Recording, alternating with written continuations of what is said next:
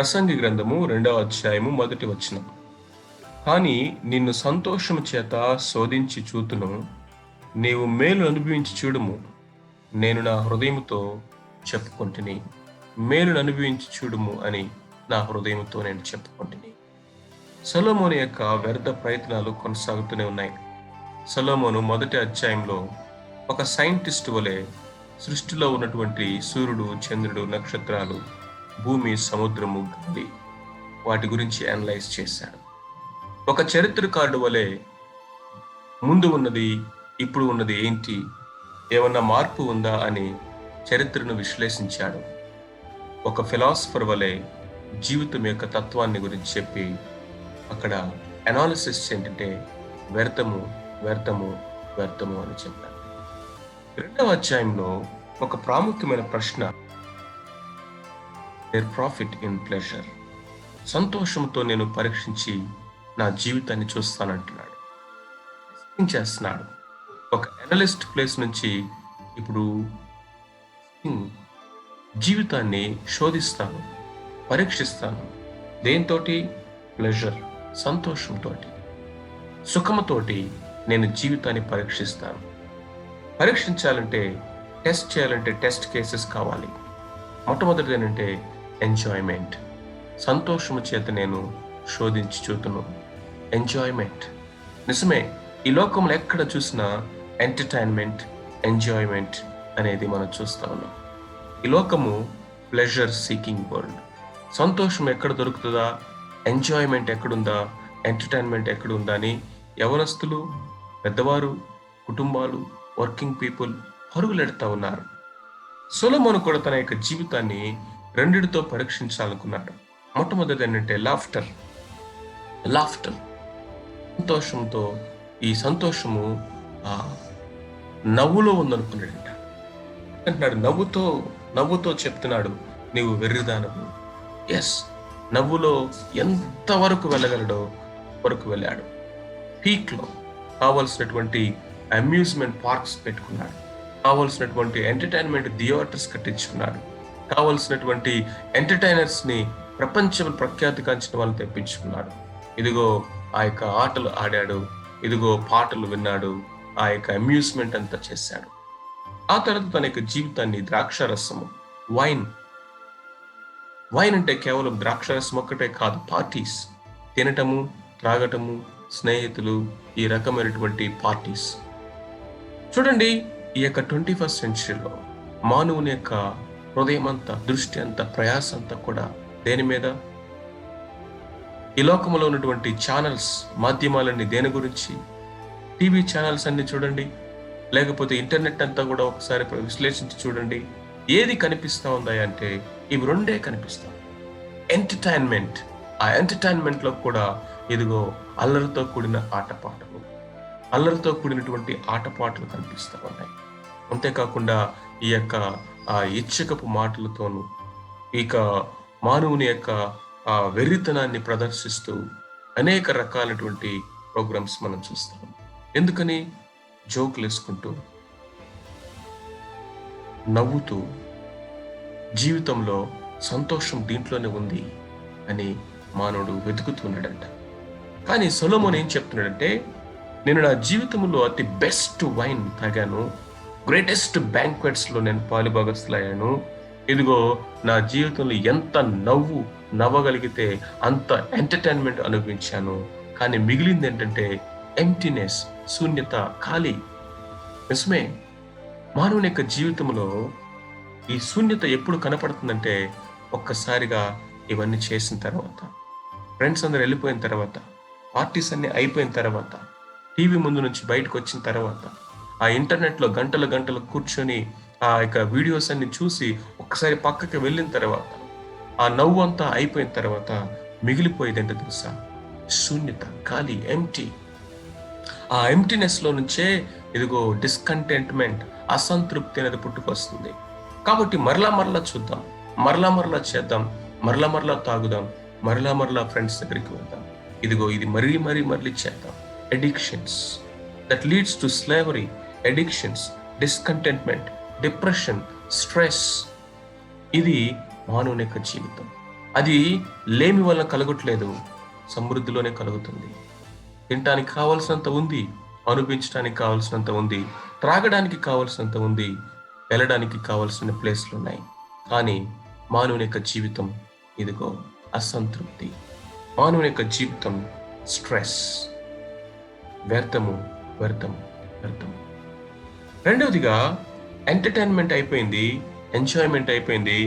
ఇప్పుడు great projects, I undertook great projects అంటా ఉన్నాడు. నేను గొప్ప పనులను చేయపూనుకుంటుని. He started involving himself, employed himself in doing great projects. గొప్ప పనులు చేద్దాం, ఈ గొప్ప పనులు చేయటం ద్వారా నేను గొప్ప జీవితాన్ని అనుభవించగలను, గొప్ప సంతోషం నాకు దొరుకుతుంది, గొప్ప తృప్తి నేను అనుభవించగలను అనుకున్నాడు. అందుకనే గొప్ప ఇండ్లు కట్టించుకున్నాడు, ద్రాక్ష తోటలు నాటించుకున్నాడు, శృంగార వనాలు వేయించుకున్నాడు, సకల విధములైనటువంటి ఫలవృక్షాలు నాటించుకున్నాడు, ఆర్చర్డ్స్ నాటించుకున్నాడు. వాటికి నారుమల్లుకి నీరు కట్టడానికి చెరువులను తవ్వించుకున్నాడు. చూడండి, great works, great works, great houses, great cities, gardens, vineyards, orchards, forests, irrigation projects, ఇంకా దేవుని మందిరాన్ని కూడా గొప్పగా కట్టాడు. చూసారా, సొలొమోను యొక్క జీవితం అంతా కూడా గొప్ప గొప్ప పనులు చేశాడు, గొప్ప గొప్ప ఆ యొక్క కార్యాలు గొప్పగా చేశాడు. బంగారంతో కట్టాయని శ్రేష్టమైనవి తీసుకొచ్చి ఆయన నాటించుకున్నాడు, తన కొరకు ఇవన్నీ చేసుకున్నాడు. అవన్నీ చేసిన తర్వాత, ఆ గొప్ప పనులన్నీ చేసి ముగించిన తర్వాత మిగిలింది ఏంటి అంటే క్వశ్చన్ మార్క్.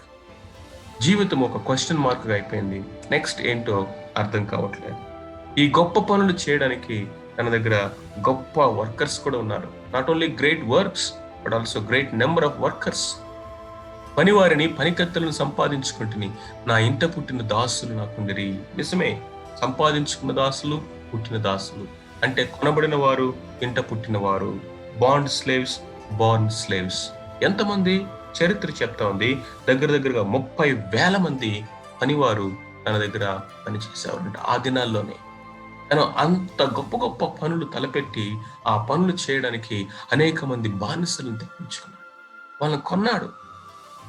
అంతేకాకుండా తన సహోదరులైనటువంటి యూదులైనటువంటి వారిని కూడా అనేక మందిని ఈ భయంకరమైనటువంటి వెట్టి చాకరి పనులకి తను బలవంతంగా ఫోర్స్ చేసినట్లుగా మనం చూస్తాం. Vanity, vanity, vanity. గొప్ప amount of wealth, great amount of wealth, ఎంత ఆస్తి సంపాదించుకున్నాడు చూడండి. 7-8 వచనాల్లో, యెరూషలేమునందు నాకు ముందు ఉండిన వారందరికంటే ఎక్కువ పశువుల మందను, గొర్రెల మేకల మందను బహు విస్తారముగా సంపాదించుకుంటుంది. విస్తారమైనటువంటి మందలు, హెడ్స్ అండ్ ఫ్లాక్స్. నా కొరకు వెండి బంగారములను, రాజులు సంపాదించే సంపదను, ఆయా దేశంలో దొరికే సంపత్తు అంతటిని నేను కూర్చుకున్నాను, సంపాదించుకున్నాను. గాయకులను, గాయకురాండ్రను, మనుషులు ఇచ్చేయించు సంపదను సంపాదించుకుంటుని. ఇదిగో పాటలు పాడేవాళ్ళు ఉన్నారు, మ్యూజిక్ వాయించే వాళ్ళు ఉన్నారు, ఎంటర్టైన్ చేసే వాళ్ళు ఉన్నారు.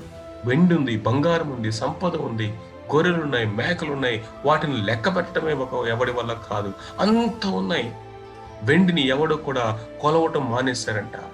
రాసులుగా పోస్తున్నాయి, షిప్పుల్లో టన్నులు వచ్చేస్తాయి.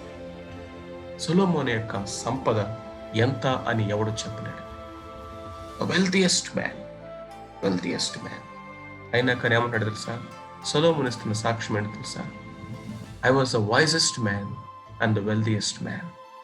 ఈరోజు నీతో నాతో మాట్లాడుతున్నాడు సొలొమోను, ప్రియమైన వాడు. ఈ ఆటోబయోగ్రఫీ, తన స్వీయ చరిత్ర ఇది, తన స్వీయ గాథ ఇది, తన స్టోరీ మనతో చెప్తా ఉన్నాడు.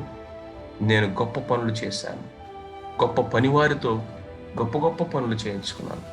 ఈ భూమి మీద ఎవడన్నా 30,000 మంది పని వాళ్ళని పెట్టి పనులు చేయించుకునేవాడున్నాడా? ఇంత విస్తారమైన సంపదను సంపాదించిన వాడున్నాడా?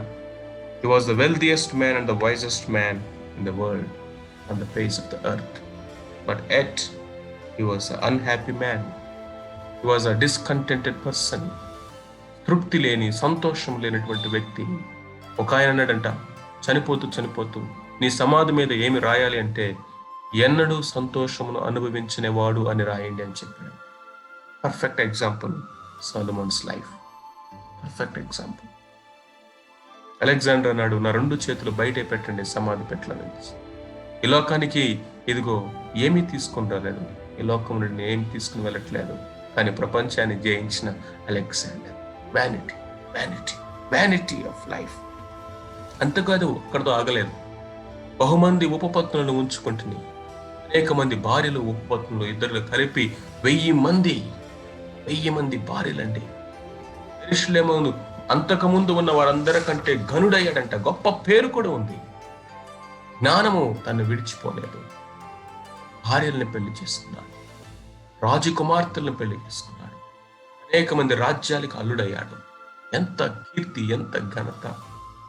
ఇవన్నీ చూసిన తర్వాత కూడా సొలొమోను చెప్తున్నటువంటి మాటలు, నా కన్నులు ఆశించిన వాటిలో దేనిని నేను చూడకుండా ఉండలేదు.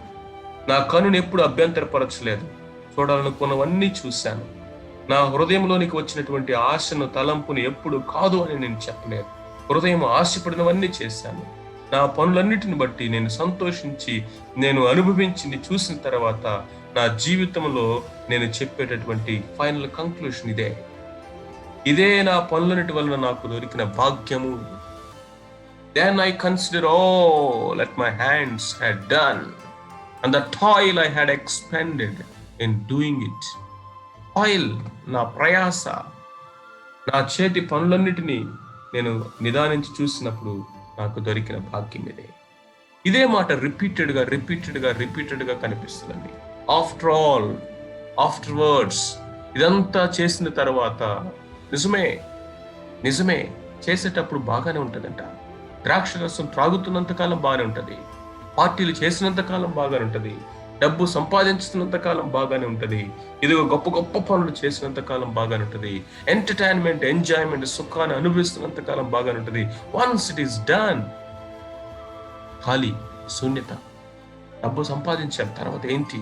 ఇల్లు కట్టాను, తర్వాత ఏంటి? ఫుల్లుగా తిని సుఖాన్ని అనుభవించాం, తర్వాత ఏంటి? అందరు వెళ్ళిపోయారు, ఒంటరి అయిపోయాను. లోపల శూన్యత, ఖాళీ. మానవుని యొక్క ప్రయాస ఈరోజు అది. పరిగెడుతున్నాడు. ఎక్కడ దొరుకుతుందా? ఇదిగో కంప్లీట్, ఇటర్నల్, శాశ్వతమైన, నిలిచి ఉండేటటువంటి, ఎన్నడూ కూడా కొదువు కానటువంటి, తక్కువ కానటువంటి ఈ యొక్క సంతోషం, తృప్తి ఎక్కడ దొరుకుతుంది? వెతుకుతున్నాడు, పరిగెడుతున్నాడు. సొలొమోను యొక్క జీవితం అలాగా. ఈ లోకం మనకు ఆఫర్ చేసేవన్నీ కూడా ముందు బాగానే ఉంటాయి, అయిపోయిన తర్వాత డిస్కంటెంట్మెంట్, హ్యాపీ, అన్హ్యాపీ, వ్యానిటీ. చూసారా? ఇక్కడ కొన్ని అబ్జర్వేషన్స్ కనుక మనం చూసినట్లయితే ఈ ప్యాసేజ్ అంతట్లో రిపీటెడ్గా వినిపించిందని తెలుసా? నేను గొప్ప పనులు, నా కొరకు ఇండ్లు నేను నాటించుకుంటుని, నా కొరకు తోటలు, నేను చెరువులు తవ్వించుకుంటుని, నేను మందలను సంపాదించుకుంటుని, నా కొరకు నేను వెండి బంగారము తెచ్చుకుంటుని, నేను గాయకురాండ్రును, నా కొరకు నేను నేను నేను నేను the centrality of his life. I that's wrong with him. తన కొరకు, నా కొరకు నేను చేశాను. నా శరీరాన్ని సంతోష పెట్టుకోవడానికి ఇవన్నీ నేను చేశాను, నా దేహమును సంతోష పెట్టుకోవడానికి. అందుకనే తన జీవితంలో తృప్తి లేదు. It is self seeking life, pleasure seeking life. జీవితంలో దేవునికి స్థానం లేదు, నిత్యత్వపు విలువలకు స్థానం లేదు. సూర్యుని కింద జీవిస్తున్నాడు, సూర్యుని కింద ప్రయాసపడతా ఉన్నాడు. His life is merely earthly human aspect. నిత్యత్వం యొక్క నిరీక్షణ లేకుండా ఈ లోకములో మానవుడు చేసే ప్రతి ప్రయాసలో కూడా వ్యర్థత ఉన్నది. అందుకే ఫైనల్ కంక్లూషన్ ఇదే: wives, wine, work, wisdom, wealth, ఇవన్నీ అనుభవించిన తర్వాత సొలొమోను చెప్పిన తెలుసా? వ్యర్థము.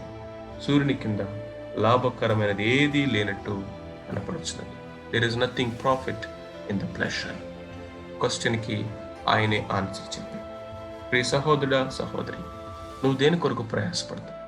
దేని కొరకు పరిగెత్తున్నావు? సంతోషం ఎక్కడ ఉందని వెతుకుతున్నావా? సమాధానం ఎక్కడ దొరుకుతుందని ప్రయాసపడుతున్నావా? సినిమాల్లో, ఇంటర్నెట్లో, స్నేహాల్లో, లేకపోతే ఇంకా అసంఘికమైనటువంటి లైంగిక వాంఛల్లో సుఖాన్ని వెతుకుతున్నావా? నా చేతిలో నిత్య సుఖము, నా కుడి చేతిలో నిత్య ఆనందము. నా సన్నిధిలో నిత్య సుఖములున్నాయి, నా కుడి చేతిలో నిత్యానందములున్నాయి. చెప్పన సఖ్యము, మహిమాయుక్తమైనటువంటి సంతోషం క్రీస్తు ప్రభు నీకు ఇవ్వాలని ఆశపడుతున్నాడు. నీ సృష్టికర్త అయినటువంటి దేవుణ్ణి నువ్వు ఎరుగుదువా? ఆయన ఎదుగురా, నీ జీవితాన్ని ఆయన అద్భుతంగా మార్చగలరు. నువ్వు వెతుకుతున్నటువంటిది, నువ్వు పోగొట్టుకున్నది ఆయన దగ్గర నీకు దొరుకుతుంది. దేవుడు నిన్ను దీవించును గాక. ఆమేన్.